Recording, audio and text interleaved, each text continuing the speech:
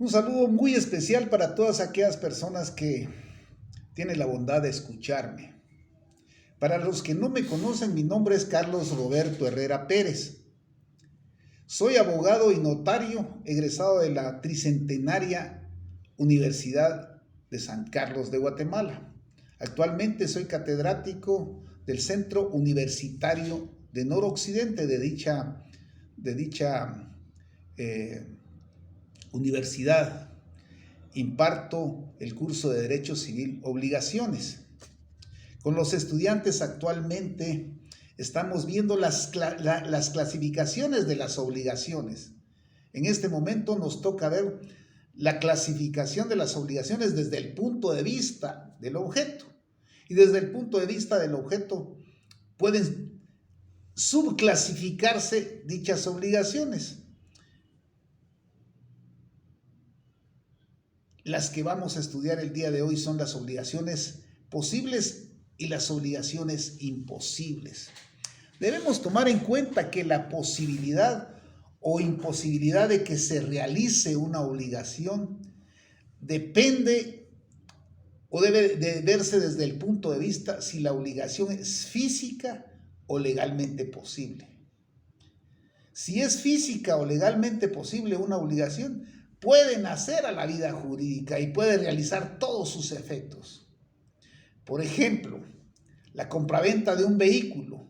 Si los papeles del vehículo están en orden, si el dueño del vehículo demuestra con su título de propiedad que es verdaderamente el dueño, entonces no va a haber ningún problema, porque la compraventa de un vehículo es perfectamente válida, es perfectamente posible físicamente y es perfectamente válida legalmente si llena los requisitos. Pero una obligación imposible, ¿ya? Física o legalmente, no puede nacer a la vida jurídica. Si se realizara un negocio con este tipo de obligaciones, sería nula completamente. No nacería la vida jurídica. ¿Ya?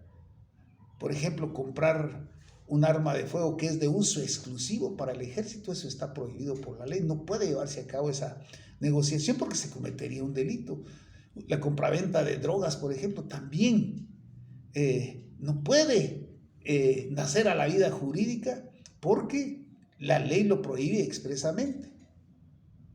Cuando las obligaciones nacen a la vida jurídica y son posibles física y legalmente, no hay ningún problema. Pero muchas veces las obligaciones nacieron a la vida jurídica y son física y legalmente posibles. Pero al momento de realizarse el pago de estas obligaciones ya no son o físicamente posibles o legalmente posibles. ¿Cómo sería un ejemplo de esto? La compraventa de un toro, por ejemplo, de un semoviente, ¿ya? Es física y legalmente posible si es el dueño el que lo está vendiendo. Pero resulta que el toro murió, pero sabemos que el toro murió envenenado. O que el toro murió, pero este era un toro que iba a servir como semental en un hato de ganado. Entonces, al comprador ya no le interesa la carne de este porque está pagando un platal por ese semental. Entonces, ahí hay imposibilidad del cumplimiento de la obligación. Puede darse también la imposibilidad del cumplimiento de la obligación en una droguería, que está comercializando cierto tipo de drogas para realizar ciertos medicamentos, pero debido a los estudios que se realizaron, el Estado llegó a la conclusión de que esa medicina que se está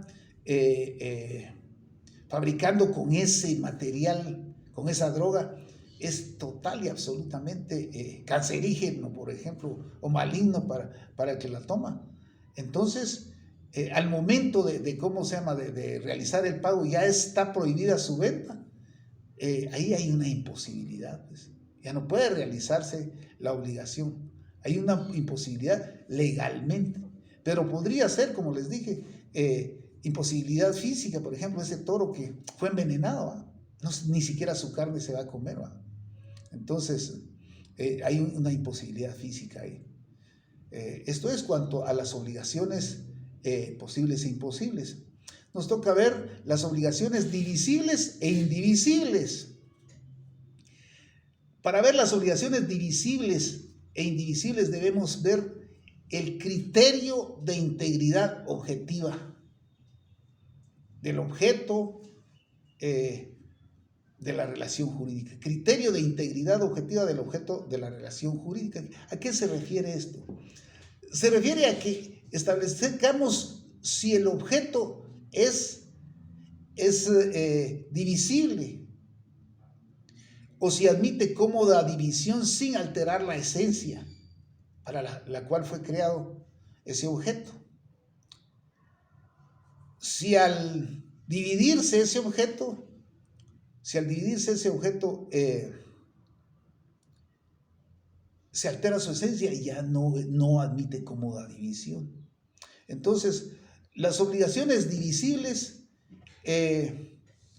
son aquellas obligaciones que su cumplimiento puede entregarse por partes. Por ejemplo, 100 quintales de maíz, ¿ya? Pero hay obligaciones divisibles que, de acuerdo a lo pactado, se pueden transformar en indivisibles. La doctrina admite que aún las obligaciones objetivamente divisibles pueden transformarse en obligaciones indivisibles a los efectos de su cumplimiento, dice. Por ejemplo, esos 100 quintales de maíz, si se ha pactado que esos 100 quintales de maíz deben de entregarse o darse en un solo acto, ¿ya?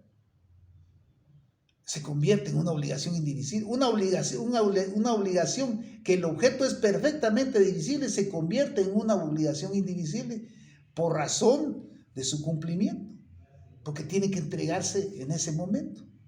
Y por el contrario, como les decía, si compramos un toro, claro, el objeto de la obligación, el toro en sí, es indivisible.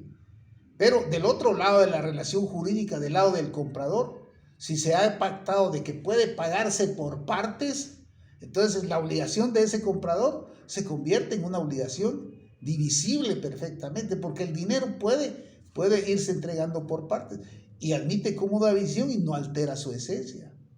Eso es en cuanto a las obligaciones divisibles e indivisibles, compañeros.